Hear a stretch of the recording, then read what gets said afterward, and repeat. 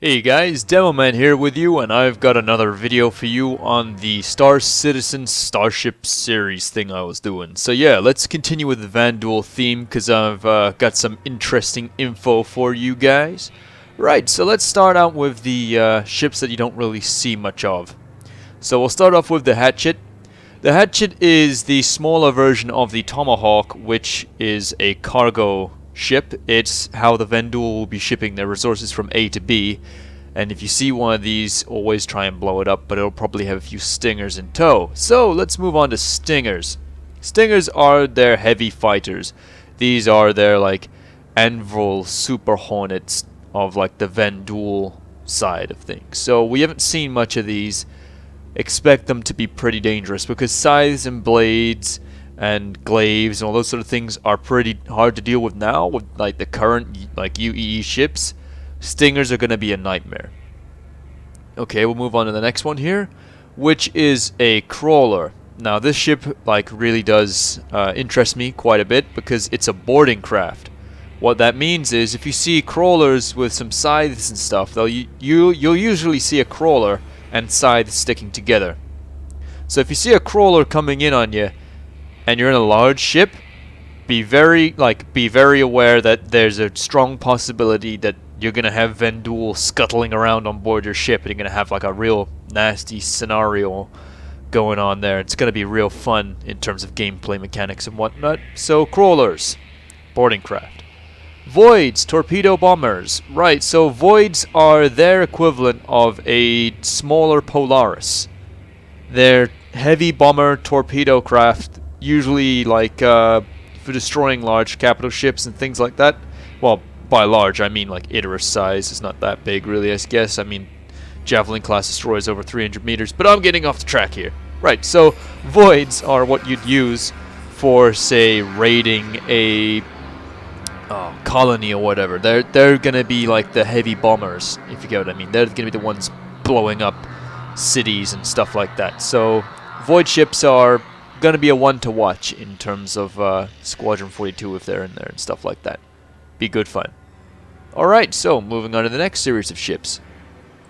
Okay, so let's go on to the Lightfire comms ship. So this is going to be their relay ship, something that will be communicating with the entire fleet nonetheless. So if you see a Lightfire and you have, say, a Polaris and some escorts for it, use that formation and strike the Lightfire, because that's going to be a nerve center for for their entire battle group, basically. If you can blow that up, then you're going to send them into disarray, and it'll be pretty good. So watch out for the Lightfire. It's a comms vessel. So now we'll go on to the Hunter. Well, the Hunter is a destroyer, basically. It's designed to take out capital ships and things of that nature. It's pretty nasty. Expect these things to be a real problem for Bengal carriers. So if you're in a Javelin class destroyer or in a Icarus, you're more or less toast if you're not careful. So Hunters are a problem. Mauler. So Mauler is a cruiser. And what we know about that is basically cruiser class ships are generally well armed, well armored, decently maneuverable, and pose a serious threat on the battlefield or in our space, like in our situation in space. This is going to be a real one to watch out for. So if you're in a huge fleet battle and let's say, you know, it's some in the PU massive battle, Vanduul attack, be very wary of Maulers, Hunters, and what are they? Void ships. Those are the ones you want to be careful of. Those are the ones going to be doing the most damage.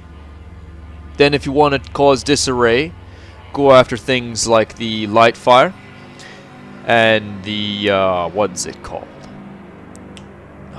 The Driller, I think it is. But I don't think there'll be many Drillers unless they are raiding a planet.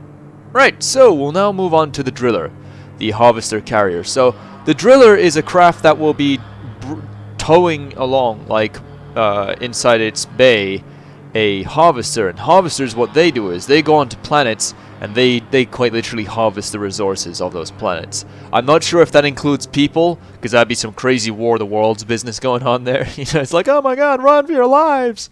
It's a harvester! That'd be pretty cool.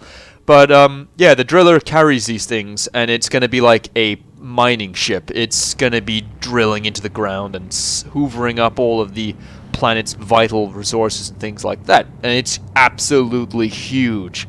I mean, the driller ship is gonna be massive. Right, so now going into the realm of the redonkulous, like the absolutely humongoid ships. We're now gonna be looking at the Kingship.